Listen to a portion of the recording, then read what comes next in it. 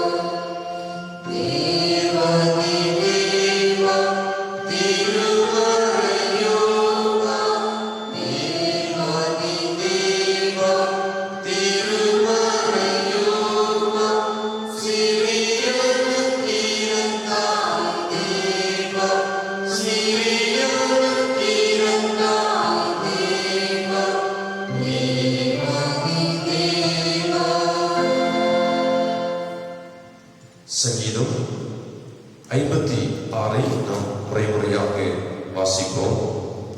சங்கீதம் 56. தேவனே எனக்கு இரங்கும், மனுஷனை விழுங்க பார்க்கிறார், நாள்தோறும் போர் செய்து என்னை ஒடுக்குகிறார். என் சத்துருக்கள் நாள்தோறும் என்னை விழுங்க பார்க்கிறார்கள். உன்னதமானவரே, எனக்கு விரோதமாய் அங்கீகரித்து போர் செய்கிறவர்கள் அநேகர். நான் பயப்படுகிற நாளில் உம்மை நம்புவேன். தேவனை முன்னிட்டு அவருடைய வார்த்தையை புகழ்வேன். தேவனை நம்பியிருக்கிறேன், நான் பயப்படேன். மாசமானவன் எனக்கு என்ன செய்வான்? நித்தமும் என் வார்த்தைகளை புரட்டுகிறார்கள்.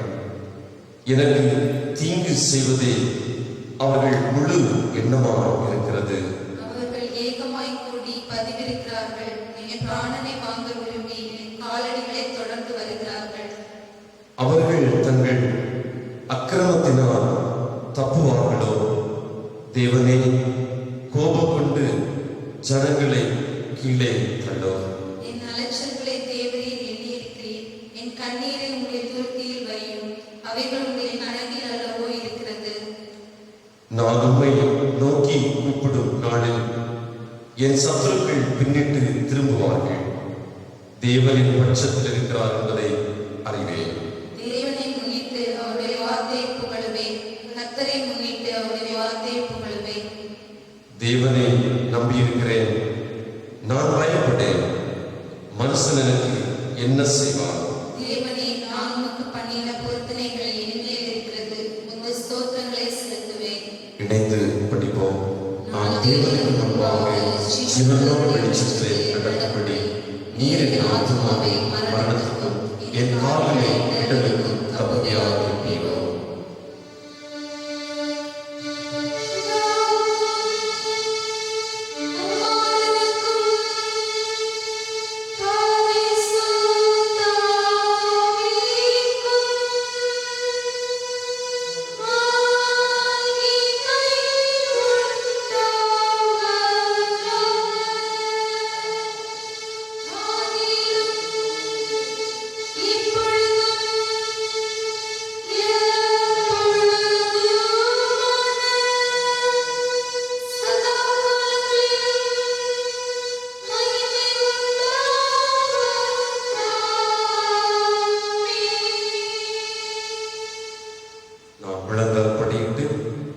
நம்முடைய குறைகளை குற்றங்களை தெய்வ சமூகத்திலே கண்ணீரோடு அறிக்கை செய்வோம், ஜெபம் செய்வோம்.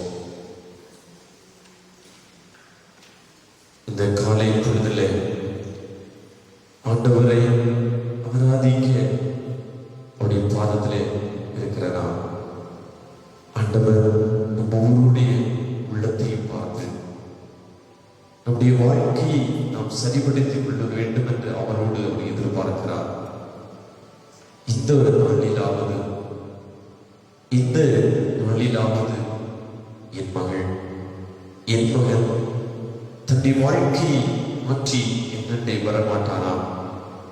அந்த வாழ்க்கையில இருக்கிற தீமைகளை விட்டு மனம் திரும்ப மாட்டானா? எங்க அன்போடு அவளோடு நம்மை நோக்கி பார்க்கிறார். நாம் நம்மை உணர்வோமா? இந்த உலக சூழ்நிலையை கவனித்து பாருங்கள். எங்கு பார்த்தாலும் கொள்ளை நோயுடைய தாக்கம் மனிதரை பயமுறுத்தி கொண்டிருக்கிற இந்த கால சூழ்நிலையை வாழுகிறோம். நம்ம வாழ்க்கையில் எப்போ என்ன நடக்கும் என்று தெரியாத இந்த பொழுதில் கூட நம்மை ஆண்டவருடைய சமூகத்தில் தாழ்த்த மாட்டோமா? ஆண்டவரே, உனக்கு கிடைத்த இந்த நாளிலாவது நீ சமாதானத்துக்கு ஏற்றவைகளை சிந்திக்க மாட்டாய் என்று சொல்லி கண்ணீரோடு நம்மை நோக்கி பார்க்கிறார். ஆண்டவருடைய சமூகத்தில் நம்மை உணர்வோம். ஆண்டவரே, என்னுடைய தவறுகளை மன்னியும் என்று சொல்லி கேட்போமா? மனதின் முகத்தை பார்க்கிறார், கர்த்தர் இருதயத்தை பார்க்கிறார். ஒவ்வொருடைய இருதயத்தையும் அவர் கவனித்துக் கொண்டே இருக்கிறார். என் பிள்ளை இருதயம் மாறாதா? தன்னுடைய பாவ வாழ்க்கை விட்டு மனம் திரும்பி என்னை வரமாட்டாளா என்று சொல்லி அருமை ஆண்டவர் நம்முடைய இறுதியை கதவுகளை தட்டி கொண்டே இருக்கிறார். இதோ வாசற்படி என்று தட்டுகிறேன். ஒருவரின் சத்தத்தை கேட்டு கதவை திறந்தால் நம்மளுள் பிரவேசிக்கும் என்று சொல்லி நாம் கதவை திறக்க வேண்டும் என்று சொல்லி அவளோடு நம்முடைய இறுதியை கதவுகளை அவர் தட்டி கொண்டே இருக்கிறார். இந்த காலை பொழுதுல அவருடைய சத்தத்தில் செவி கொடுப்போமா? ஆண்டவரே, நான் பாவம் செய்து விட்டேன். ஆண்டவரே, நான் பாவத்துக்கு நான் இடம் கொடுத்துட்டேன். ஆண்டவரே, அக்கிரம சிந்தைகளுக்கு இடம் கொடுத்துட்டேன். ஆண்டவரே, ஆண்டவருக்கு பிரியமில்லாத வழிகளை நான் தெரிந்து கொண்டு விட்டப்பா. விட்டு தூரம் போன பாவி நான். ஆண்டவரே, விட்டு தூரம் போன ஒரு பாவி நான். ஆண்டவரே, அபிமானமாக நான் வாழ்ந்து கொண்டிருக்கிறேன். ஆண்டவரை வெளிப்புறமாக ஆண்டவர் கிறிஸ்தவனை போல பக்திமானை போல ஆண்டவர் கபடமான பக்தியை காண்பித்துக் கொண்டு வாழுகிறேன். ஆனால் உள்ளான வாழ்க்கையிலோ ஆண்டவரே உள்ளான வாழ்க்கையிலோ அங்கே வறுமைதான் காணப்படுகிறதப்பா. உள்ளான வாழ்க்கை அலங்கோலம் நிறைந்ததாக காணப்படுதுப்பா. ஆண்டவரே, என்னுடைய பாவத்தை மன்னிங்க. ஆண்டவரே, ஆண்டவரே, எல்லாருக்கும் ஆண்டவர் தன்னாக பரிசுத்தமாய் காண்பிக்கிறான். உமக்கு முன்பாக ஆண்டு நான் ஒரு தாவி தான். ஆண்டவரே, ஆண்டவரே, நான் ஒரு தாவி. ஆண்டவரே, என்னுடைய பாவத்தை மன்னிங்க. அப்பா, என்னுடைய பாவத்தை மன்னிங்க. ஆண்டவரே, நான் பாவம் செய்து விட்டேன். ஆண்டவரே, நான் பாவத்துக்கு இடம் கொடுத்து விட்டேன். ஆண்டவரே, என் பாவத்தை மன்னியும். ஆண்டவரே, என்னுடைய பாவத்தை மன்னியும். ஆண்டவரே, ஆண்டவர் நம்முடைய வாசலை அதே கதவுகளை தட்டி கொண்டு இருக்கிறாரே, அதை இயேசுக்கு நம்முடைய இதே கதவுகளை திறந்து கொடுப்போமா? இந்த உலகத்துல யார் நம்மை ஆதரிக்காமல் போனாலும், இந்த உலகத்துல யார் நம்மை உதாசீனப்படுத்தினாலும் ஆண்டவர் நம்மை தேடி வந்திருக்கிறார். இந்த நாளில் என் பிள்ளை என்னிடத்தில் வரமாட்டாரோ என்று சொல்லி காணாமல் போன ஆடை போல அலைந்து திரிகின்ற நம்மை ஆண்டவர் தேடி வந்திருக்கிறார். வாசல் என்று ஆசையாய் தட்டுகின்ற நேசருக்கும் உள்ள கதவை திறவாயோ என்று சொல்லி இந்த பாடலை பாடி உணர்ந்து நம்மை தேவனின் சமூகத்துல அர்ப்பணிப்போமா?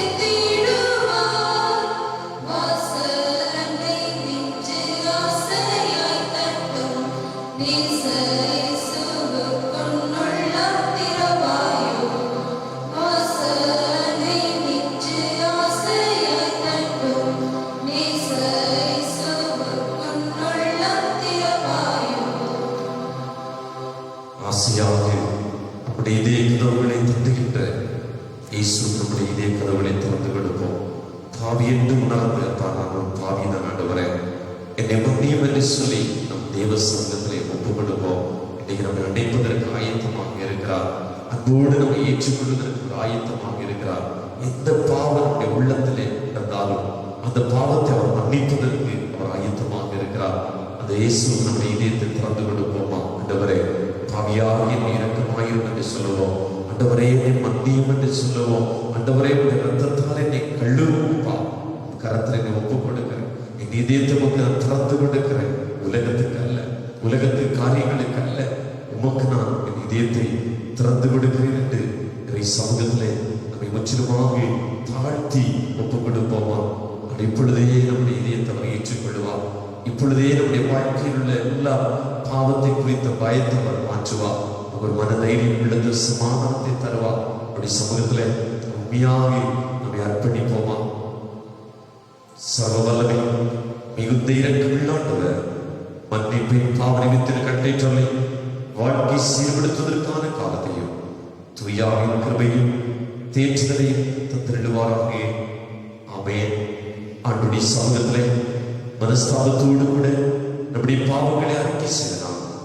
ஆண்டவருடைய பாவத்தை மன்னித்து விட்டார் என்று நிச்சயிக்கின்றனர். அவருடைய வாழ்க்கையில் செய்த நன்மைகளுக்காக நம் உள்ளத்தின் ஆழத்திலிருந்து நாம் ஆண்டவருக்கு நன்றி சொல்லுவோமா? கடந்த நாளெல்லாம் கடவுள் நம்மை கண்மணி போல பாதுகாத்தாரே. எத்தனையோ ஆபத்துகள், எத்தனையோ நோய்கள் நம்மை தாக்கிய நேரம் உண்டு, நம்மை நெருங்கி வந்த நேரம் உண்டு. ஆனால் அன்புநாதர் இயேசு நம்மை எல்லா தீமைகளுக்கு நம்மை விலக்கி பாதுகாத்தாரே. அதை எண்ணி அப்பா எனக்கு ஜீவன் தந்தீங்களே, அதற்காக உமக்கு நன்றி என்று சொல்லுவோம். நம்முடைய காலை இடலுக்கும் கண்ணை கண்ணீருக்கும் ஜீவனை அழிவுக்கு விலக்கி மீட்டு நம்மை ரட்சித்தாரே. அதை எண்ணி நாம் ஆண்டவருக்கு நாம் நன்றி சொல்லுவோம். நம்முடைய வாழ்விலே தேவன் எவ்வளவோ ஆச்சரியமான காரியங்களை வாழ்க்கையில் செய்திருக்கிறார். அதை எண்ணி நாம் ஆண்டவருக்கு நன்றி சொல்லுவோம். ஒவ்வொரு நாளும் நம்மை தாங்கி நடத்தினார். நம்முடைய தேவைகளை அவர் சந்தித்தார். உணவு உடைய வந்து நம்மை போஷித்து நடத்தினாரே. அதை எண்ணி நாம் ஆண்டவருக்கு நன்றி சொல்லுவோம். உழைப்பதற்கும் பிரயாசப்படுவதற்கும் ஆண்டவர் நமக்கு வாய்ப்பு தந்து நம்மை ஆசீர்வதித்தாரே. அதை எண்ணி நாம் ஆண்டவருக்கு நன்றி சொல்லுவோம். ஆண்டவர் தந்த குடும்பங்களுக்காக, குடும்பங்களில் தந்திருக்கின்ற எல்லா உறவுகளுக்காக ஆண்டவரே, நல்ல உறவுகளை எங்களுடைய வாழ்க்கையில் ஆண்டு தந்திருக்கிறீரப்பா, உங்க நன்றி என்று சொல்லுவோம். ஆண்டு தந்த திருச்சபைக்காக, திருச்சபை வழியாக பெற்றுக் கொண்டிருக்கிற நன்மைகளுக்காக நாம் ஆண்டவருக்கு நன்றி சொல்லுவோம். இயற்கை சூழ்நிலைகளுக்காக, இயற்கை வளங்களுக்காக, ஆண்டவர் தேசத்தில் தந்திருக்கிற செழிமைகளுக்காக, தேசத்தின் மூலமாக பெற்றுக் கொண்டிருக்கிற நன்மைகளுக்காக ஆண்டவருக்கு நாம் நன்றி சொல்லுவோம். ஆண்டவர் ஒவ்வொரு நாளும் வழி நடத்துகிறாரே, அதை எண்ணி நன்றி சொல்லுவோம். வியாதிப்பட்ட நேரத்தில் ஆண்டவருடைய வியாதிகளை மாற்றி சுகமும் ஆரோக்கியமும் பலனும் நமக்கு தந்தாரே. அதை எண்ணி நம் ஆண்டவருக்கு நன்றி சொல்லுவோம். கர்த்தருடைய வாழ்க்கையில் செய்த நன்மைகள் ஆயிரம் ஆயிரம் அனுபவம். அதை எண்ணி நம் ஆண்டவருக்கு நன்றி சொல்லுவோம். ஆண்டவரை உள்ளத்தின் ஆழத்திலிருந்து நாம் நன்றி சொல்ல வேண்டுமாக. கர்த்தாவே, நீ செய்த நன்மைகளை நித்தமும் நினைக்கிறேன் என்ற பாடலை பாடி ஆண்டவரை உள்ளத்தின் ஆழத்திலிருந்து நன்றிகளை ஏறெடுப்போமா?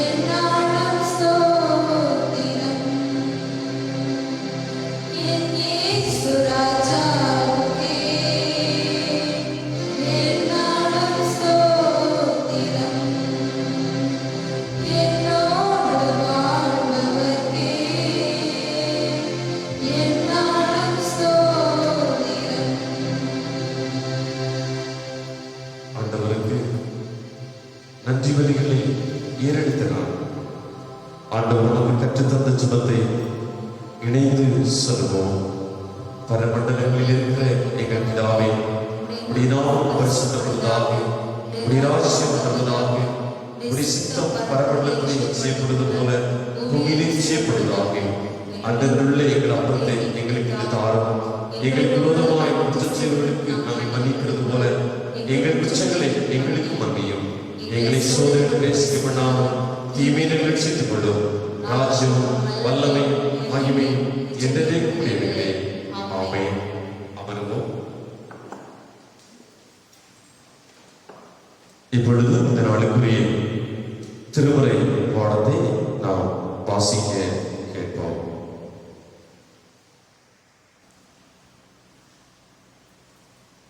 வாசிப்படியாக கொடுக்கப்பட்ட திருமறை பகுதி மத்தேயு 6:25 முதல் 34 வரை. மத்தேயு 6:25 முதல் 34 வரை. ஆகையால் எண்ணத்தை உண்போம், எண்ணத்தை குடிப்போம் என்று உங்கள் ஜீவனுக்காகவும், எண்ணத்தை உடுப்போம் என்று உங்கள் சரீரத்துக்காகவும் கவலைப்படாதீர்கள் என்று உங்களுக்கு சொல்லுகிறேன். ஆகாரத்தை பார்க்கிலும் ஜீவனும், உடையை பார்க்கிலும் சரீரமும் விசேஷித்தவைகள் அல்லவா? ஆகாயத்து பட்சிகளை கவனித்து பாருங்கள். அவைகள் விதைக்கிறதும் இல்லை, அறுக்கிறதும் இல்லை, களஞ்சியங்களில் சேர்த்து வைக்கிறதும் இல்லை. அவைகளை உங்கள் பரமபிதா புடைப்பூட்டுகிறார். அவைகளை பார்க்கிலும் நீங்கள் விசேஷித்தவர்கள் அல்லவா? கவலைப்படுத்தலினாலே உங்களில் எவன் தன் சரீர அளவோடு ஒரு குலத்தை கூட்டுவான்? உடைக்காகவும் நீங்கள் கவலைப்படுகிறதென்ன? காட்டு புஷ்பங்கள் எப்படி வளர்கிறது என்று கவனித்து பாருங்கள். அவைகள் உடைக்கிறதும் இல்லை, நூற்கிறதும் இல்லை. என்றாலும் சாலமோன் முதலாய் தன் சர்வ மகிமையிலும் அவைகளை ஒன்றிப் போலாகிலும் உடுத்தியிருந்ததில்லை என்று உங்களுக்கு சொல்லுகிறேன். அற்ப விசுவாசிகளே, இன்றைக்கு இருந்து நாளைக்கு அடுப்பிலே போடப்படும் காட்டு புல்லுக்கும் தேவன் விதமாய் உடுத்துவித்தால் உங்களுக்கு உடுத்துவிப்பது அதிக நிச்சயம் அல்லவா? ஆகையால் எண்ணத்தை உண்போம், எண்ணத்தை குடிப்போம், எண்ணத்தை உடுப்போம் என்று கவலைப்படாதீர்கள். இவைகளெல்லாம் அந்நியாயிகள் நாடி தேடுகிறார்கள். இவைகளெல்லாம் உங்களுக்கு வேண்டியவைகள் என்று உங்கள் பரமபிதா அறிந்திருக்கிறார். முதலாவது தேவனுடைய ராஜ்யத்தையும் அவருடைய நீதியையும் தேடுங்கள். அப்பொழுது இவைகளெல்லாம் உங்களுக்கு கூட கொடுக்கப்படும். ஆகையால் நாளைக்காக கவலைப்படாதீர்கள். நாளைய தினம் தன்னுடையவைகளுக்காக கவலைப்படும். அந்தந்த நாளுக்கு அதனதின் பாடு போதும். வாசிப்படியாக கொடுக்கப்பட்ட திருமறை பகுதி வாசகம் இதாயிற்று. கிறிஸ்துவுக்கே மகிமை உண்டாவதாக. மறுபடியும் நாம் எழுப்புதல் பாடல் புத்தகம் 317வது பாடலை இணைந்து உற்சாகமாக பாடுவோம். எழுப்புதல் பாடல் புத்தகம் 317வது பாடல். இருள் சூழும் காலம் இனி வருதே, அருளுள்ள நாட்கள் பயன்படுத்தும், திறவுண்ட வாசல் அடைவரும், நொறுங்குண்ட மந்தாய் சொல்லுடையா. 317வது பாடலை நாம் உற்சாகமாக மகிழ்ச்சியோடு பாடுவோம்.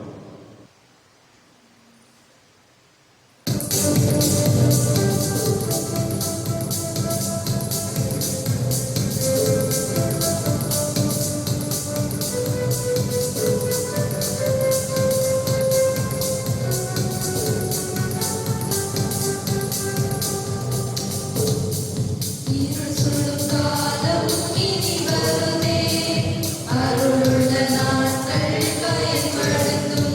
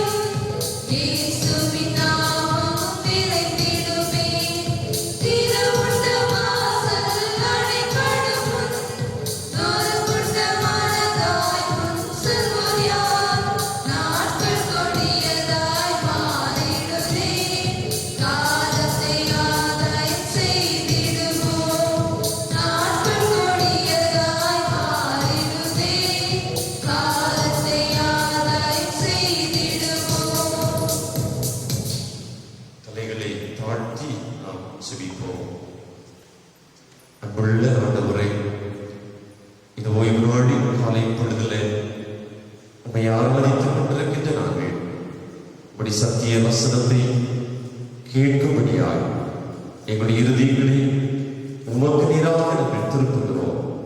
பேசுகிறவர் நீங்கள் அல்ல, உங்களுக்குள் இருக்கிற ஆவியானவரே பேசுவ வார்த்தைப்படி அடிமை மறைத்து கேட்கிற ஒவ்வொரு உள்ளத்தையும் என் ஆண்டவரை பேசுகிறாங்க. இயேசு கிறிஸ்துவின் நாமத்தில் கேட்கிறோம் நல்ல பிதாவே, ஆமென். சந்தோஷமா இருக்கீங்களா? எல்லாரும் சந்தோஷமாக இருப்பீர்கள் என்று சொல்லி கர்த்தருக்குள் நம்புகிறேன்.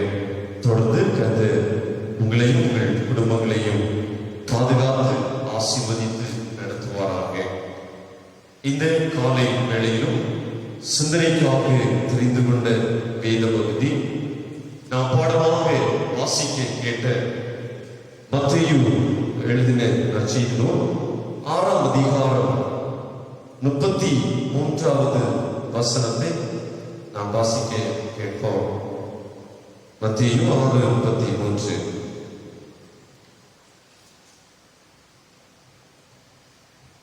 முதலாவது தேவனுடைய ராஜ்யத்தையும் அவருடைய நீதியையும் தேடுங்கள், அப்பொழுது இவைகள் எல்லாம் உங்களுக்கு கூட கொடுக்கப்படும். முதலாவது தேவனுடைய ராஜ்யத்தையும் அவருடைய நீதியையும் தேடுங்கள். கிறிஸ்தவ வாழ்க்கையிலே நாம் எதற்காக முன்னுரிமை கொடுக்க வேண்டும் என்பதைத்தான் இந்த காலை வேளையிலே சிந்திக்கிறோம். இந்த உலகத்திலே நாம் வாழுகின்ற பொழுது எந்த காரியத்திற்கு முன்னுரிமை கொடுக்க வேண்டும், எதற்கு இரண்டாவது முன்னுரிமை கொடுக்க வேண்டும்? நம்முடைய வாழ்க்கையை நாம் சிந்திக்கின்ற பொழுது எது முக்கியத்துவம் இல்லையோ அதை முக்கியத்துவப்படுத்துகிறோம். எதை நாம் முக்கியப்படுத்த வேண்டுமோ அதை நாம் முக்கியப்படுத்துவது இல்லை. நாம் வேதத்தை இந்த மத்தேயு 6ஆம் அதிகாரத்திலே இயேசு சொன்னார், இந்த உலகத்திலே நீ வாழுகிற பொழுது என்னத்தை நான் உண்பேன், என்னத்தை உடுப்பேன், என்ன ஆடையை நான் உடுத்துவேன் என்று நாளைய தினத்தை குறித்து நீ கவலைப்படாதே. நீ என்னுடைய பிள்ளை, நீ என்னை அறிந்த மகள், நீ நாளைய தினத்தை குறித்து என்ன சாப்பிடுவேன், எப்படி உடுத்துவேன், என்ன குடிப்பேன் என்று சொல்லி கவலைப்படாதே. இந்த காரியத்தை குறித்து அஞ்ஞானிகளும் பிறவர்களும் கவலைப்படுகிறார்கள், நீயும் அவர்களைப் போல நீ கவலைப்படாதே என்று ஆண்டவர் சொல்லுகிறார். பிறவர்களைப் போல நீ கவலைப்படாத. உன்னுடைய வாழ்க்கைக்கு என்ன தேவை, உன்னுடைய வாழ்வுக்கு என்ன தேவை என்று உன்னுடைய பரமபிதா அறிந்திருக்கிறார். நீயும் அஞ்ஞானிகளைப் போல எது முக்கியமில்லையோ அது முக்கியம் என்று எண்ணி அதை தேடி நாடாதே. நீ என்னுடைய பிள்ளை, உன்னுடைய தேவை எதுவென்று நான் அறிந்திருக்கிறேன். நீ வாழ்க்கையில் நாம் அதைத்தான் செய்கிறோம். எதை நாம் முக்கியமாக தேட வேண்டுமோ, எதை நாம் முக்கியப்படுத்த வேண்டுமோ அதை முக்கியப்படுத்துவது இல்லை. மத்தேயு 23ஆம் அதிகாரம் 23ஆம் வசனத்திலே இயேசு அங்கே வேதபாரக பரிசேயரை கடிந்து கொண்டிருக்கிறார். காரணம், கடவுள் எதை முதன்மைப்படுத்த சொன்னாரோ அதை விட்டுவிட்டு இரண்டாவது பட்சத்தில் இருக்க வேண்டியதை முக்கியப்படுத்துகிறார்கள்.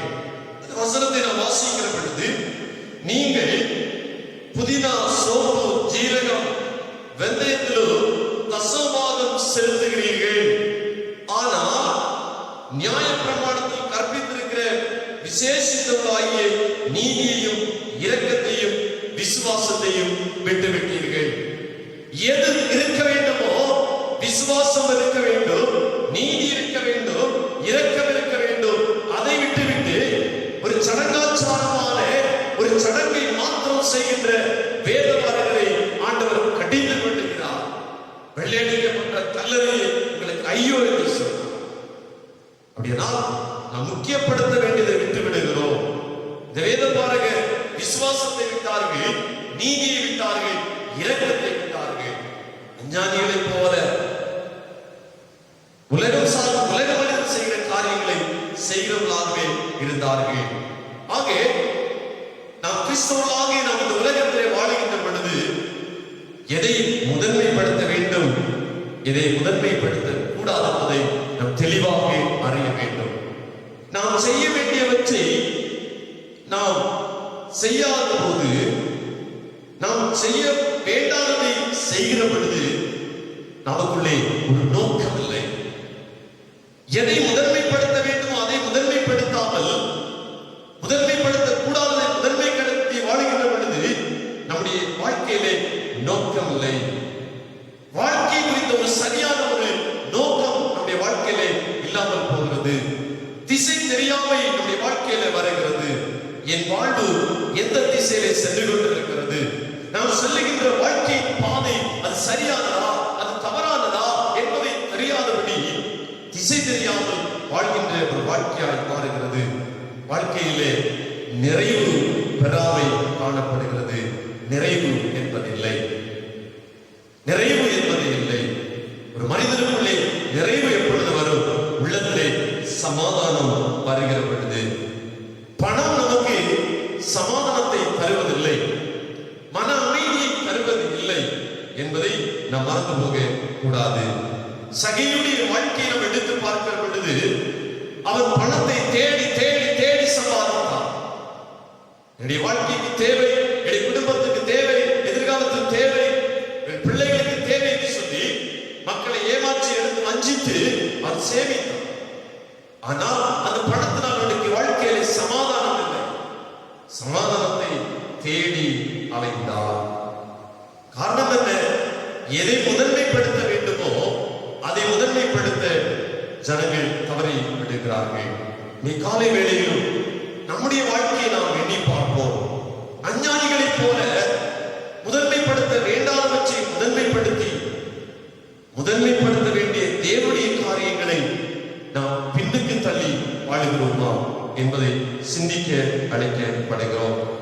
ஆண்டவர் நம்முடைய பிள்ளைகள் வாழ்க்கையிலே இதெல்லாம் முன்னுரிமை பெற வேண்டும் என்று சொல்லி அநேக காரியங்களை சொல்லி இருக்கிறாலும் நேரத்தின் காலம் கருதி சில காரியங்களை மட்டும் இந்த காலை வேளையிலே உங்களுக்கு சொல்ல விரும்புகிறேன். முதலாவது, எதற்கு நாம் முதல் முன்னுரிமை கொடுக்க வேண்டும் என்றால், மத்தேயு 23 அதிகாரம் 26வது வசனத்தை நாம் வாசிக்கிற பொழுது, போஜனமான பாத்திரங்களில் வெளிப்புறம் சுத்தமாகும்படி அவைகளின் உட்புறத்தை முதலாவது சுத்தமாக்கு. முதலாவது நாம் எதற்கு முக்கியத்துவம் கொடுக்க வேண்டும்? நம்முடைய உள்ளான வாழ்க்கையிலே உள்ளத்துடைய பரிசுத்தத்திற்கு நாம் முக்கியத்துவம் கொடுக்க வேண்டும். இங்கே நாம் வாசித்த அந்த பகுதியிலே போஜனமான பாத்திரங்களின் வெளிப்புறம் சுத்தமாகும்படி, வெளிப்புறம் சுத்தமாக வேண்டுமானால் உள்புறமும் சுத்தமாக இருந்தால் தான் அந்த பாத்திரத்தை பயன்படுத்த முடியும். ஒருவேளை வெளிப்புறம் நன்றாக சுத்தமாக இருந்தாலும் ஒரு பாத்திரம் உள்ளே ரொம்ப அழுக்காக இருக்குமானால் அதில் யாரும் நாம் சாப்பிட முடியாது, எதுவுமே அதில் நாம் பயன்படுத்த முடியாது. யார் நாம் விரும்புவது இல்லை. ஆகவே ஆண்டவர் நாம் எவற்றை தேட வேண்டும் என்று விரும்புகிறார் என்று சொன்னால் நம்முடைய உள்ளான பரிசுத்தத்தை தேட விரும்புகிறார். உன்னுடைய உள்ளான பரிசுத்தத்தை முதலாவது உன்னுடைய உள்ளத்தை பரிசுத்தமாக்கு, பாத்திரத்தின் உள்புறத்தை நீ பரிசுத்தமாக்கு என்பதாக ஆண்டவர் சொல்லுகிறார். நீ சூழ்நிலையிலே இயேசு என்னை ரட்சிக்கிறார், இயேசு என்னை நேசிக்கிறார், இயேசு என்னை விடுவிக்கிறார் என்று சொல்லுகிறோம், உண்மைதான். ஆனால் இயேசு என்னை பார்க்கிறார், என்கிற சிந்தனை நம்முடைய வாழ்க்கையிலே பல நேரங்களிலே இல்லாமல் போய்விடுகிறது. இயேசு நேசிக்கிறார், இயேசு விடுவிக்கிறார், இயேசு நம்மை ரட்சிக்கிறார், உண்மைதான். எல்லாவற்றையும் மேலாக இயேசு நம்மை கவனிக்கிறார். இயேசு நம்முடைய ஒவ்வொரு அசைவுகளையும் அவர் பார்த்து கொண்டே இருக்கிறார் என்பதை நாம் மறந்து போகிறோம். எபிரேயர் 4ஆம் அதிகாரம் 13ஆம் வசனத்தை நாம் வாசிக்கிற பொழுது, அவருடைய பார்வைக்கு மறைவான சிருஷ்டி ஒன்றுமில்லை. அவருடைய பார்வைக்கு மறைவான எந்த ஒரு சிருஷ்டியும் இல்லை. மனிதனானாலும் பறவையானாலும் விலங்கானாலும் எந்த சிருஷ்டியானாலும் அவருடைய பார்வைக்கு மறைவாக, கண்களுக்கு மறைவாக இருக்கவே முடியாது. சகலமும் அவருடைய கண்களுக்கு முன்பாக நிர்வாணமும் வெளியரங்கமாக இருக்கிறது. ஆகாரம் பாருங்க, ஆகாரம் சொல்லுகிறார், ஆண்டவரே நீர் என்னை காண்கிற தேவன் என்று சொல்லுகிறார். அவள் புரிந்து கொண்டார், ஆண்டவர் என்னை காண்கிறவர், ஆண்டவர் என்னை காண்கிறவர் என்பதாக. யோபு சொல்லுகிற பொழுது 34:21 சொல்கிறார், அவருடைய கண்கள் மனுஷனுடைய வழிகளை நோக்கி இருக்கிறது, அவருடைய நடைகள் எல்லாம் அவர் பார்க்கிறார். ஒரு மனிதனுடைய நடைகளையும் ஆண்டவர் பார்க்கிறார். அக்கிரமக்காரர் ஒளிந்து கொள்ளத்தக்க அந்தகாரமும் இல்லை, மரண இருளும் இல்லை. பாவம் செய்கிற மனிதன் கடவுளுடைய பார்வைக்கு ஒளிந்து கொள்ளலாம் என்று சொல்லி அவன் இருளை தேடினாலும் அங்கே எந்த இருளும் கடவுளுடைய பார்வைக்கு மறைக்க முடியாது என்பதை சொல்லுகிறார். நீதிமொழி 15:11 நாம் வாசிக்கிற பொழுது, பாதாளமும் படுகொலியுமே ஆண்டவர் பார்வையில் இருக்கும். எப்படியாயினும் ஆண்டவர் நம்முடைய உள்ளான வாழ்க்கையை அவர் கவனிக்கிறார். நாம் பரிசுத்தமாய் வாழுகிறோமா, நம்முடைய நடக்கை எப்படி இருக்கிறது என்பதை அவர் கவனித்துக் கொண்டே இருக்கிறார். அப்படியானால் நம்முடைய வாழ்க்கையிலே பரிசுத்தம் மிக அவசியம். நாம் முதலாவது தேட வேண்டிய காரியம், நம்முடைய வாழ்க்கையிலே முன்னிலைமைப்படுத்த வேண்டிய காரியம் உள்ளான பரிசுத்தம், நம்முடைய இருதயத்தின் பரிசுத்தம். பொல்லாத சிந்தனைகள், பச்சாரங்கள், வேசித்தனங்கள், கொலைபாதகங்கள், களவுகள், பொருளாசைகள், துஷ்டத்தனங்கள், கபடுகள், காமவிகாரம், பண்கள், தூஷணம், பெருமை, மதியீடும் புறப்பட்டு வரும். மனிதனுடைய உள்ளத்துல எல்லாம் புறப்பட்டு வரும். வேளை மனிதனுடைய பார்வையிலே வெளிப்புற அலங்காரம் அதை மறைக்கலாம். மனிதனுடைய பேச்சுக்கள் மனிதனுடைய உள்ளான அனுபவத்தில் இருக்கிற பாவங்களை மறைக்கலாம். ஆனால் ஆண்டவர் அத்தனையும் கவனித்துக் கொண்டே இருக்கிறார்.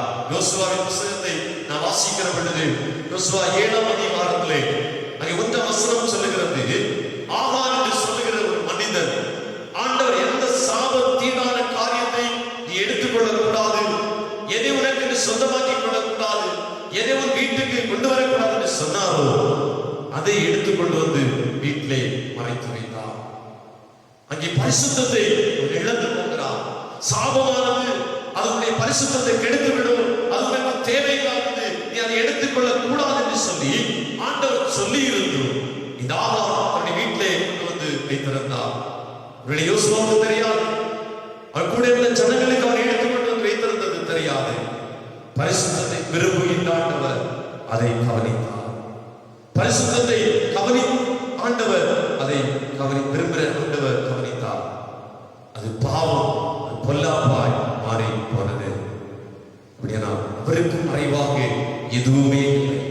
நாம் செய்கிற ஒவ்வொரு காரியங்களும் அவருக்கு முன்பாக வெளியிடமாகவே இருக்கிறது என்பதை மறந்து போக கூடாது. பெதஸ்தா குளத்தண்டையிலே வியாதிப்பட்டு கிடந்த மனிதனை ஆண்டவர் சுகமாக்கின உண்மைதான். ஆனால் அவருடைய உள்ளத்தை பார்க்கிற பொழுது அவன் பாவம் செய்தது நிமித்தமாய் அந்த வியாதி வந்தது என்பதை அறிந்திருந்தார். ஆகைத்தான் மறுபடியும் அவனை தேவாலயத்தில் பார்க்கிற பொழுது இயேசு சொன்னார், இனி உனக்கு அதிக கேடு வராதபடிக்கு இனி பாவம் செய்யாதே, இனி நீ பாவம் செய்யாதே என்று சொன்னார்.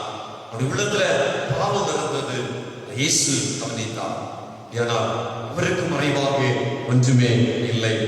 என்னுடைய வாழ்க்கையில இந்த நம்ம ஆண்டவருடைய வசனத்துக்கு முன்பாக, ஆண்டவரே நான் பரிசுத்தமாக வாழ்கிறேனா, என்னுடைய நினைவுகளிலே பரிசுத்தம் இருக்கிறதா, என்னுடைய உள்ளான வாழ்க்கை தூய்மையாக இருக்கிறதா, இல்லை நான் உலகத்து பார்வையிலே வெளியரங்கமாய் பரிசுத்தத்தை நாம் காண்பித்து நான் வாழ்கிறேனா என்பதை இந்த காலை வேளையிலே நாம் சிந்திக்க அழைக்கப்படுகிறோம். எபிரேயர் 4ஆம் அதிகாரம் 12ஆம் வசனம் சொல்லுகிறது, தேவனுடைய வார்த்தையானது ஜீவனும் வல்லமையும் உள்ளதாயும் இருபுறமும் கருப்புள்ள எந்த பட்டயத்திலும் கருக்கானதாயும் ஆத்மாவையும் ஆவியையும் கணுக்களையும் ஊரையும் பிரிக்கத்தக்கதாக உருவ குத்துகிறதாயும் இருதயத்தின் நினைவுகளையும் யோசனைகளையும் வகையறுக்கத்தக்கதாயும் இருக்கிறது. நம்முடைய யோசனைகள் சரியானதா தவறானதா என்பதை வேதத்தின் வெளிச்சத்திலே நாம் தியானிக்க பொழுது நம்முடைய தவறுகளை ஆண்டவர் வெளிப்படுத்துவார். நாம் தேட வேண்டியது உலகம் சார்ந்த இமைக்குரிய காரியம் அல்ல, நம்முடைய உள்ளான பரிசுத்தத்தை முதலாவது விரும்ப வேண்டும், அதையே தேட வேண்டும். பரிசுத்தமாய் வாழ்வதற்கு நாம் முயற்சிக்க வேண்டும். இரண்டாவதாக நாம் சிந்திக்கிற பொழுது மத்திய 6ஆம் அதிகாரம் 31 முதல் 34 வசனங்களை நாம் வாசிக்கிற பொழுது இரண்டாவது எதற்கு நாம் முக்கியத்துவம் கொடுக்க வேண்டும்? நித்திய காரியங்களுக்காக நாம் முக்கியத்துவம் கொடுக்க வேண்டும். நித்திய நித்தியத்துக்கான காரியங்களுக்கு நாம் முக்கியத்துவம் கொடுக்க வேண்டும். வசனம் சொல்கிறது, முதலாவது தேவனுடைய ராஜ்யத்தையும் அவருடைய நீதியையும் தேடுங்கள். 1 கொரிந்தியர் 15ஆம் அதிகாரம் 19ஆம் வசனம் சொல்லுகிறது, இவ்வுலக வாழ்க்கை மட்டும் சார்ந்திருந்தால் எல்லா மனுஷரை பார்க்கிலும் பரிதவிக்கப்படத்தக்கவர்களா இருப்பீர்கள். நீங்கள் கிறிஸ்துவை இந்த உலக வாழ்க்கைக்கு ஆக மட்டுமே, இம்மைக்குரிய ஆசீர்வாதங்களுக்காக மட்டுமே நீங்கள் சார்ந்திருப்பீர்களானால் எல்லா மனுஷரை பார்க்கிலும் பரிதவிக்கப்படத்தக்கவர்களாக இருப்பீர்கள் என்று சொல்லுகிறார். நீங்க உண்மைக்குரிய காரியங்களுக்காகவே ஆண்டவரை தேடுகிறோம். இன்னைக்கு சொல்லுறார்கள், என் வீடாண்டவர் தாரும், எனக்கு ஆண்டவரே பணம் தாரும், எனக்கு இந்த காரியத்திலே ஆஸ்தி தாரும், என் கண் விரும்புவதெல்லாம் எனக்கு தாரும் என்று சொல்லி பாட வேண்டாம், கஷ்டம் வேண்டாம், இம்மையிலே நான் எப்பொழுதும் நான் மகிழ்ச்சியா இருக்கணும். இந்த இம்மைக்குரிய காரியங்களை மாத்திரமே கேட்டுக்கொண்டே இருக்கணும். ஆண்டவரை ஏன் தேடுகிறீர்கள், ஏன் ஆண்டவரை கூப்பிடு கேட்டால் அவர் ஆசீர்வதிப்பார், அவர் இம்மைக்கு எல்லா நன்மைகளையும் தருவார். ஆகவே அவரை கூப்பிடுகிறேன். ஆண்டவர் தருவார், உண்மைதான். வெறும் இம்மைக்குரிய காரியங்களுக்காக நாம் ஆண்டவரை தேடுவதாக அல்ல, அது எல்லா மனிதர்களும் செய்கிறார்கள். மிருகங்களுக்கும் ஒரு நம்பிக்கை உண்டு, நாங்கள் குடிப்போம், நாளைக்கு புசிப்போம், நாளைக்கு சாப்பிடுவோம். அது அல்ல வாழ்க்கை. இந்த உலகத்தின் வாழ்க்கையோட நம்முடைய வாழ்க்கை முடிவதல்ல, நித்திய வாழ்க்கை நமக்கு உண்டு. அப்படியானால் நித்தியமும் இருக்கிறது, இம்மைக்குரிய காரியங்களும் நம்முடைய வாழ்க்கையில இருக்கிறது. இந்த உலகம் ஒரு தற்காலிகமானது மட்டுமே. உலக பொருட்கள் மீது நாம் கொள்ளுகின்ற பற்றும் ஆசையும் அது தற்காலிகமானது மட்டுமே. ஆகவே ஒரு தற்காலிகமான காரியத்திற்காக மாத்திரம் நம் ஆண்டவரை தேடுவதாக அல்ல, ஒரு அழிந்து போகிற ஒரு காரியங்களுக்காக ஆண்டவரை தேடுகிறவர்களாக அல்ல. 1 யோவான் 2ஆம் அதிகாரம் 15 முதல் 17 வரை நாம் வாசிக்கிற பொழுது, உலகத்திலும் உலகத்தில் உள்ளவைகளிலும் அன்பு கூறாதிருங்கள். ஒருவர் உலகத்தில் அன்பு கூர்ந்தால் அவரிடத்தில் பிதாவின் அன்பு இல்லை. பிதாவின் அன்பு இல்லை. உலகத்தில் உள்ள காரியங்களே நேசி, உலகத்தில் உள்ள காரியங்களே எண்ணி எண்ணி எண்ணி வாழுகின்ற வாழ்க்கை, அது உலகத்தில் அன்பு கூர்ந்தால் ஒரு பிதாவிடத்தில் அன்பு இல்லை. காரணம், அங்கே உலகத்தில் உள்ள காரியங்களை நாம் யோசிக்கிற பொழுது மாம்சத்தின் இச்சை வருகிறது, கண்களின் இச்சையும் ஜீவனத்தின் பெருமையுமாகிய உலகத்தில் உள்ளவைகளில் எல்லாம், இதெல்லாம் பிதாவினால் உண்டானவைகள் அல்ல, இதெல்லாம் உலகத்தினால் உண்டானவைகள். பிதாவினால் உண்டான ஆசீர்வாதம் அல்ல இவை. மாம்சத்தின் இச்சை, நம் சரீரம் வரும்போதெல்லாம், மாம்சம் வரும்போதெல்லாம் நாம் வாஞ்சிப்பது, கண்கள் இச்சிப்பதெல்லாம் நாம் விரும்புவது, ஜீவனத்தின் பெருமை, இதெல்லாம் நம்முடைய ஆண்டவரால் உண்டானது அல்ல, உலகத்தினால் உண்டானது. இந்த உலகத்தினால் உண்டானவைகள் எல்லாம் அடுத்த வசனம் சொல்லுகிறது, உலகமும் அதன் இச்சைகளும் ஒளிந்து போம், தேவனுடைய சித்தத்தின்படி செய்கிறவனோ என்றென்றைக்கும் நிலைத்திருப்பார். இம்மைக்குரிய காரியங்களை மாத்திரம் நாம் யோசிக்கிறது அல்ல, அதை விட நம்முடைய நித்தியத்துடைய காரியங்களை நாம் சிந்திக்கிறவர்களாக இருக்க வேண்டும். நம்முடைய ஆத்துமா நித்தியத்தை குறித்த சிந்தனை என்று அது வாழுமானா ஒரு செத்து போன ஒரு அனுபவம் தான். ஒரு செத்து போன ஒரு மனிதருக்கு, செத்து போன ஒரு உடலின் மேல எவ்வளவுதான் பூக்களை சொரிந்தாலும், எவ்வளவு மனமுடைய பூக்களை சொரிந்தாலும், அந்த பூனால செத்து போன மனிதனுக்கு எந்த பிரயோஜனம் இல்லை. அவன் அந்த வாசனை எடுத்துக்கொள்ள போவதில்லை. அது அவனுக்கு எந்த ஒரு தாக்கத்தை உண்டாக்க போவதில்லை. அதே விதமாகத்தான் நம்முடைய ஆத்துமாவை நம்ம இழந்து கொண்டோமானால், நித்தியத்தை குறித்த சிந்தனையின்றி வாழ்வோமானால், நமக்கு எவ்வளவு பணம் இருந்தாலும், இந்த உலகத்தில் எவ்வளவு செல்வத்தை சம்பாதித்து வைத்திருந்தாலும் அது பிரயோஜனமற்றது. காரணம், நாம் ஆத்துமா நித்தியத்தை குறித்த சிந்தனையின்றி போகுமானால் நம்முடைய ஆத்துமா அது அது ஒரு வெறுமையானதாக இருக்கும். உள்ளத்தில் சமாதானத்தை இழந்து போய்விடுவோம். ஆகவே தான் நித்தியத்தை குறித்து சிந்தியுங்கள். கொலோசியர் 1:2 சொல்லுகிற பொழுது சொல்லுகிறது, பூமியில் உள்ளவைகள் அல்ல மேலானவைகளையே நாடுங்கள் என்று சொல்லுகிறார். இந்த உலகத்தில் உள்ளவைகள் அல்ல, நீங்கள் மேலானவைகளையே நாடுங்கள் என்று சொல்லுகிறார். ஆண்டவர் நம்மிடம் விரும்புகிற காரியம் மேலானவைகளை தேட வேண்டும். நித்தியத்துக்குரியவைகளை நாம் தேட வேண்டும். நித்தியத்துக்குரியவைகளை தேடுவது என்ன? ஆண்டவரை நாம் உறுதியாக பிடித்துக் கொள்ள வேண்டும். எரேமியா 2:13 சொல்லுகிற பொழுது, என் ஜனங்கள் 2 தீமைகளை செய்தார்கள். ஒன்று, ஜீவ தண்ணீர் ஊற்றாகிய என்னை விட்டுவிட்டார்கள். தண்ணீர் நிற்காத தொட்டிகளாகிய வெடிப்புள்ள தொட்டிகளை தங்களுக்கு வெட்டினார்கள். ஜீவ தண்ணீர் ஊற்றாகிய கடவுளை மறந்துவிட்டு உலகம் அழிந்து போகின்ற வெடிப்புள்ள நித்தியமாய் நிற்காத ஆசீர்வாதம் ஆகிய உலகத்தின் காரியங்களை தேடி அலைகின்றவர்களாய் மனிதன் மாறிவிட்டார் என்று ஆண்டவர் வேதனையோடு சொல்லுகிறதை நாம் பார்க்கிறோம்.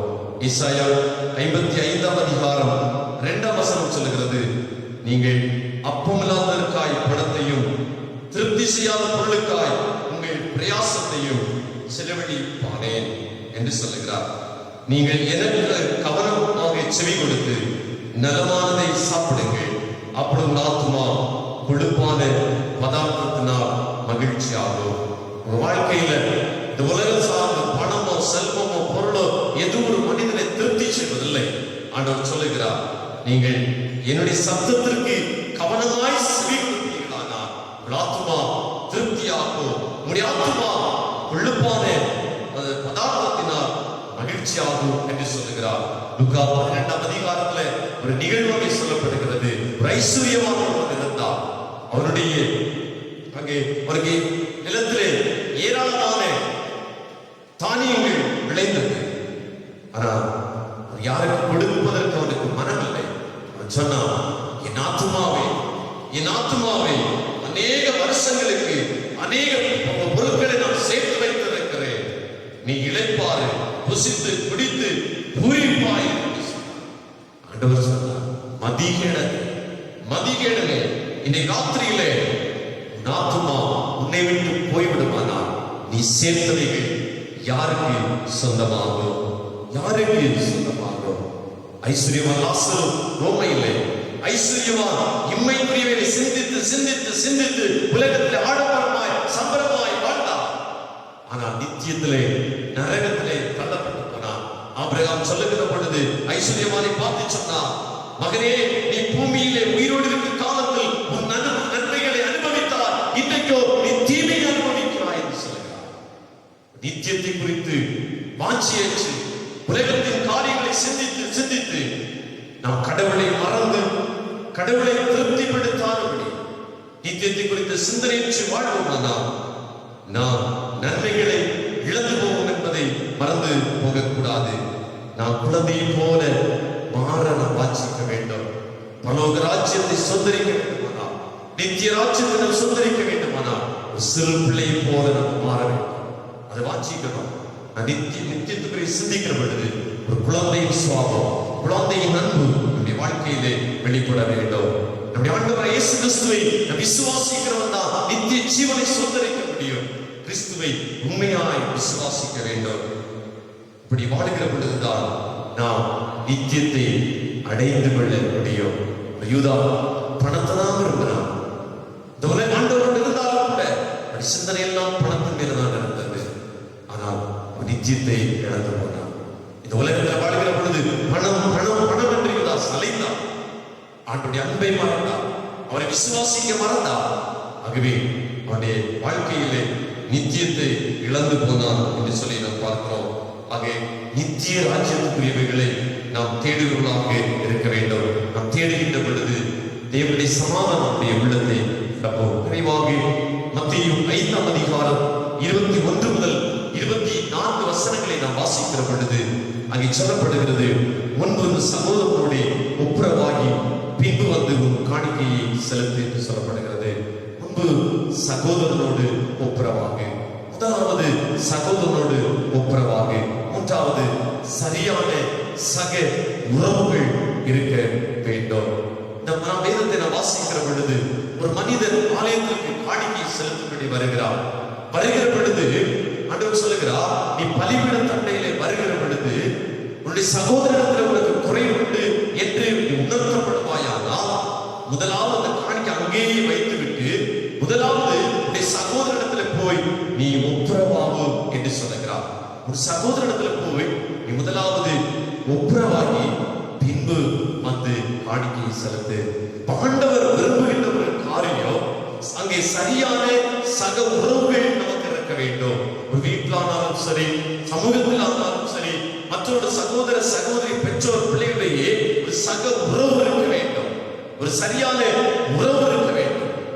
உறவில் என்றால் நாம் ஆண்டவருடைய சித்தத்தை செய்கிறவர்களாக வாழ முடியாது.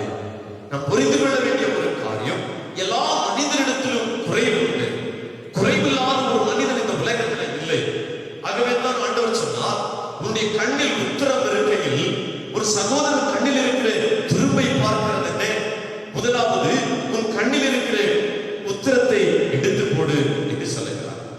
ஏன்னா நம்முடைய ஆண்டவர் சொல்லுகிற காரியம், எல்லா மனிதனிடத்திலும் குறைவு உண்டு, உன்னிடத்திலும் குறைவு உண்டு. நீ உன்னுடைய கண்ணில் இருக்கிற உத்திரத்தை எடுத்து போடுகிற பொழுது அங்கே உறவு பலப்படும் என்பதை சொல்கிறார். சகையுடைய வாழ்க்கை நமக்கு என்ன கற்றுத் தருகிறது?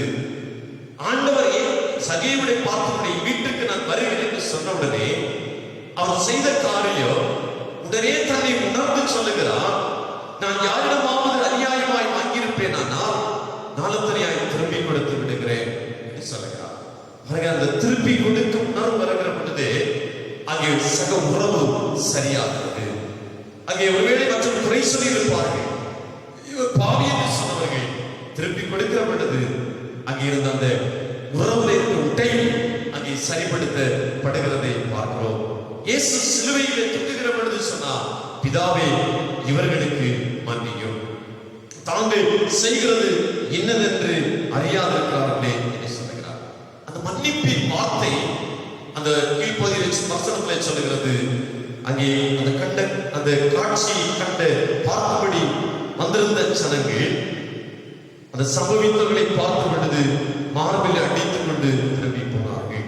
ஒரு மன்னிப்பின் வார்த்தை அந்த வாழ்க்கையை மாற்றுகிறதை நாம் பார்க்கிறோம். அப்படியெல்லாம் தவறிழைத்தவர் யாராக இருந்தாலும் நாம் சொல்லுகிற ஒரு காரியம் என்னன்னு சொன்னா, அவன் தானே என்னோட சண்டை போட்டார், அவர் தானே இடத்துல பேசவில்லை என்றால் அவர் முதலில் பேசட்டும், அவர் முதலில் இறங்கி வரட்டும், நான் எப்படி இறங்கி செல்வது என்று. ஆனால் வேதம் நமக்கு சொல்லுகிறது, கிறிஸ்துவாகி நமக்கு ஆண்டவர் நமக்கு சொல்லுகிற வார்த்தை, நீ இறங்கி போ. மத்தேயு 5:23 உன் சகோதரன் உனக்கு விரோதமாய் குற்றம் செய்தால் அவனிடத்தில் போய் நீயும் அவனும் தனித்திருக்கையில் அவன் குற்றத்தை அவனுக்கு உணர்த்து. ஒரு சகோதரன் உனக்கு விரோதமாய் குற்றம் செய்தால் அவனிடத்தில் போ. நமக்கு விரோதமாய் ஒரு குற்றம் செய்தால் நாம் அவனிடத்தில் போக வேண்டுமா? நாம் ஒப்புரவாதல். நான் எப்படி போவது என்றால் நம்முடைய வாழ்க்கையிலே ஒப்புரவாதல் வர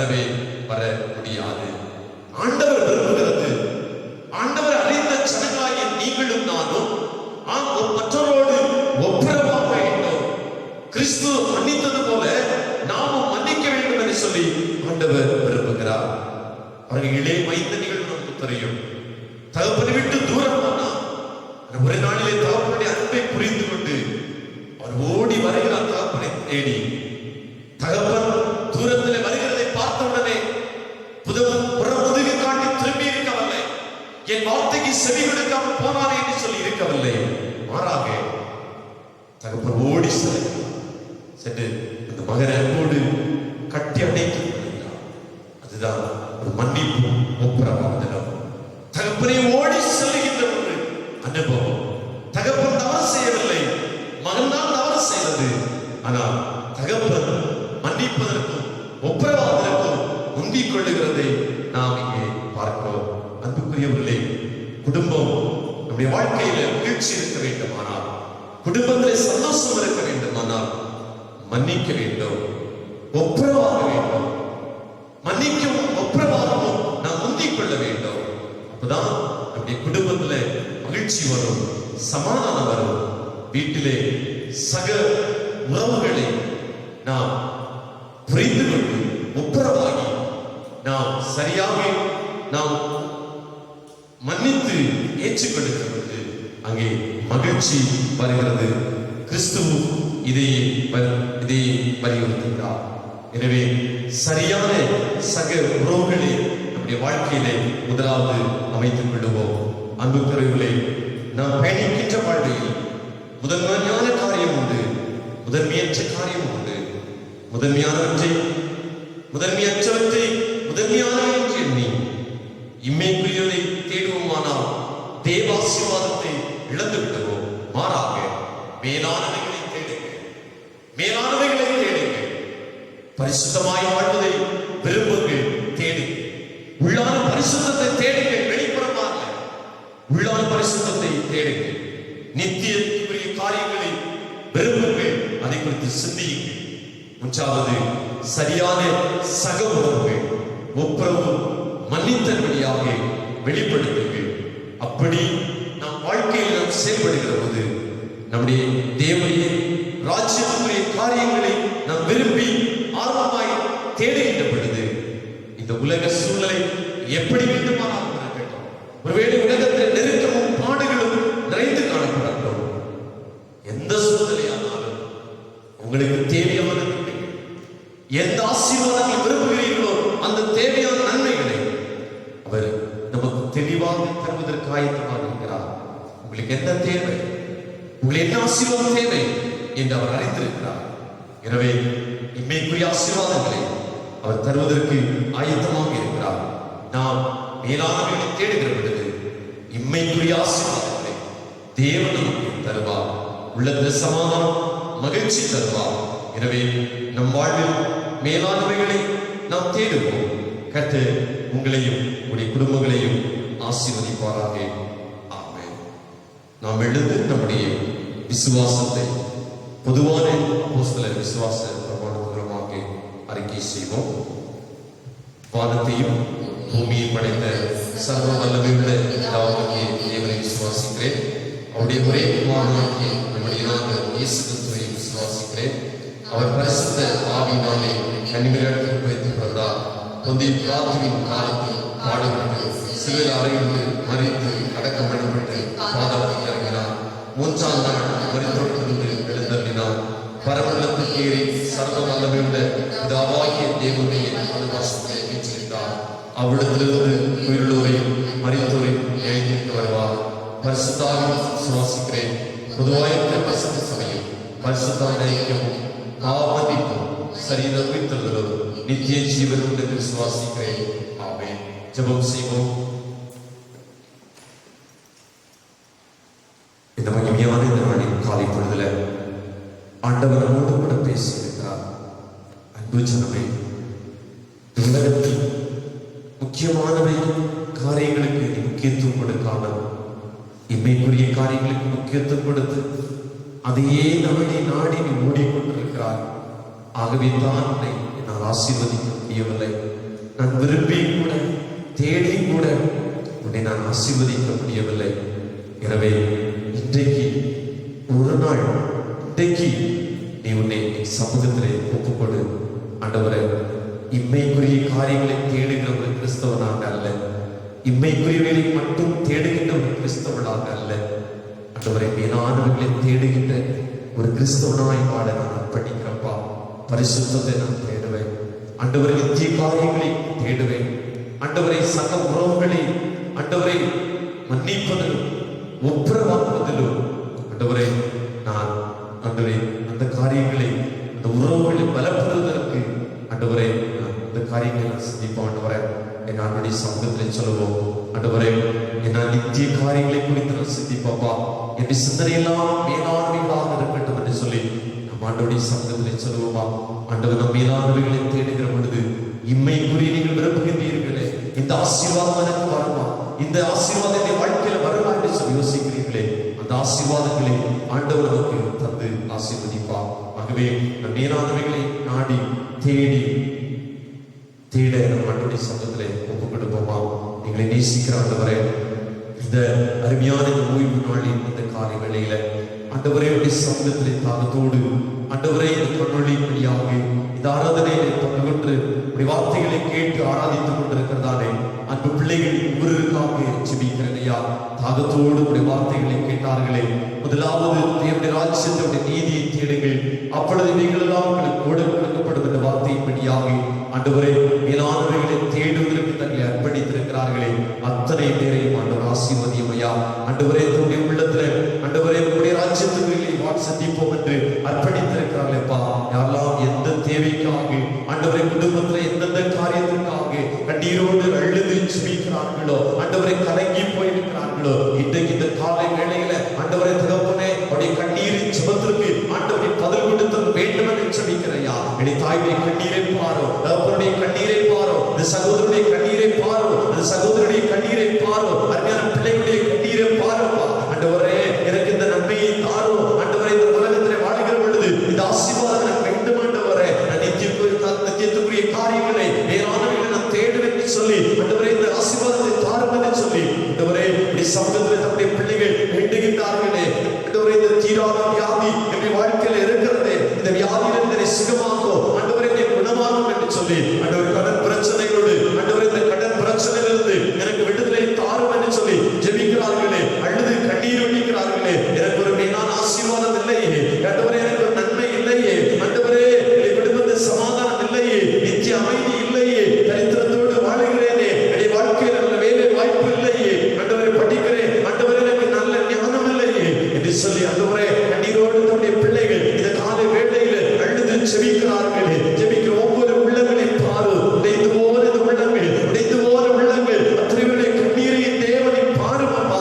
அத்தனை பேருடைய கண்ணீரையும் இந்த கால வேளையில நீ துடைத்திருந்துப்பா. அல்லாதே இந்த சொன்ன அழுகையின் சத்தத்தை கேட்டு இன்றைக்கு நம்முடைய பிள்ளைகளுக்கு ஒரு அற்புதத்தை செய்திருக்க மாட்டவரே. இயேசுவே நீ மனம் இறங்குவீராக, இயேசுவே நீ மனம் இறங்குவீராக. இந்த அன்பு பிள்ளைகளுக்கு தேவன் அற்புதத்தை செய்திருக்க வேண்டும் என்று சொல்லிக்கிறோம். ஒவ்வொரு வீட்டிலும் அன்று இன்றைக்கு ஒரு சமாதானம் உண்டாவதாக, இழந்து போன மகிழ்ச்சி வருவதாக, இழந்து போன ஆண்டவரே அமைதி இல்லத்தில் வரட்டும் என்று சொல்லிக்கிறையா. ஒவ்வொரு தாகங்களும் தீர்க்கப்படட்டும். தாகத்தோடு வேண்டுகிறார்களே, தாகத்தோடு பிள்ளைகளுக்காய் அழுகிறார்களே, குடும்பத்தின் வளர்ச்சிக்காய் அழுகிறார்களே. ஒவ்வொருடைய அழுகையின் சத்தத்தை தேவனை கேட்டு ஒவ்வொருடைய பிள்ளைகளை ஆசீர்வதியும் என்று சொல்லி ஜெபிக்கிறதையா. ஆண்டவரே வெளி தேசங்களிலே, வெளி மாநிலங்களிலே, வெளி இடங்களில் எல்லா தன்னுடைய பிள்ளைகளையும் ஆண்டுடைய செல்ல கருத்துல நான் ஒப்பு கொடுத்து ஜெபிக்கிறேன். எல்லாரையும் ஆண்டவரே ஆசீர்வதித்து வேண்டும் என்று சொல்லி ஜெபிக்கிறப்பா. அரவணைத்து பாதுகாத்துக்கொள்ளு, தீமைகள் தொடாதபடி என் தேவனை காத்துக்கொள்ள வேண்டும் என்று சொல்லி ஜெபிக்கிறப்பா. இந்த வாரத்தில் நம்முடைய பிறந்த நாளை சந்திக்கின்ற அருமையான தம்முடைய பிள்ளைகள் அனைவரையும் ஆண்டவர் ஆசீர்வதிப்பீராக. வாழ்வில் தேவையான நன்மைகளையும் ஆசீர்வாதங்களையும் கிருபைகளையும் தம்முடைய பிள்ளைகளை கொடுத்து புதிய ஆண்டிலே மேன்மைகளை காணும்படியாக ஆண்டவர் நீ கிருபை செய்தல் வேண்டும் என்று சொல்லி ஜெபிக்கிறப்பா. அத்தனை பேருடைய இயக்கங்களையும் ஆண்டவர் நிறைவேற்றுவதற்காக ஸ்தோத்திரம். அத்தனை உள்ளத்தின் வாஞ்சைகளை ஆண்டவர் நிறைவேற்றுவதற்காக உமக்கு ஸ்தோத்திரம் அப்பா. கண்ணீரை நீ துடைத்து விட்டதற்காக ஸ்தோத்திரம் ஆண்டவரே. பிள்ளைகளுடைய உள்ளங்களில் மகிழ்ச்சியை நீ கொடுத்து விட்டதற்காக உமக்கு ஸ்தோத்திரம் ஆண்டவரே. இந்த ஆராதனையிலே ஆண்டவரே காணப்பட்ட குறைகள் குற்றங்கள் எல்லாவற்றையும் ஆண்டவர் நீ தயவாய் பொறுத்து நீ மன்னித்தல் வேண்டும் என்று சொல்லி ஜெபிக்கிறோம் அப்பா. அப்பிரயோஜனமான ஊழியர்களப்பா நாங்கள் கடமையை மாத்திரம் நிறைவேற்றி இருக்கிறோம். எல்லா துதியும் எல்லா கனமும் மகிமை என் ஆண்டவர் இயேசு ஒருவருக்கு எங்கள் ஆண்டவர் இயேசு கிறிஸ்துவின் நாமத்தில் கேட்கிறோம் நல்ல பிதாவே, ஆமென்.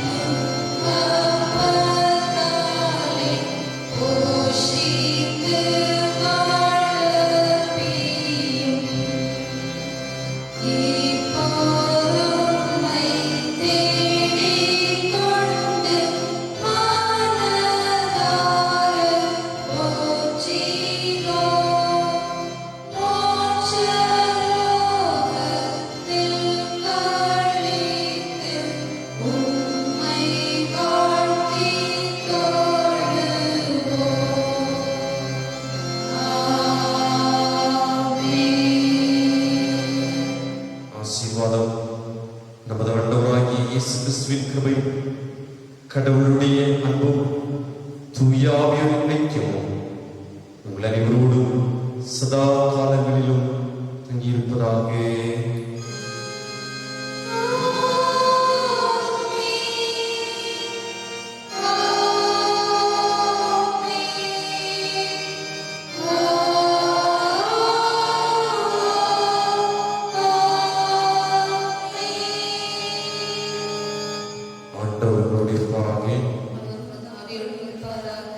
சமாதானத்துடைய புறப்பட்டு சொல்லுங்கள். கர்த்தரின் நாமத்தினாலே ஆமென்.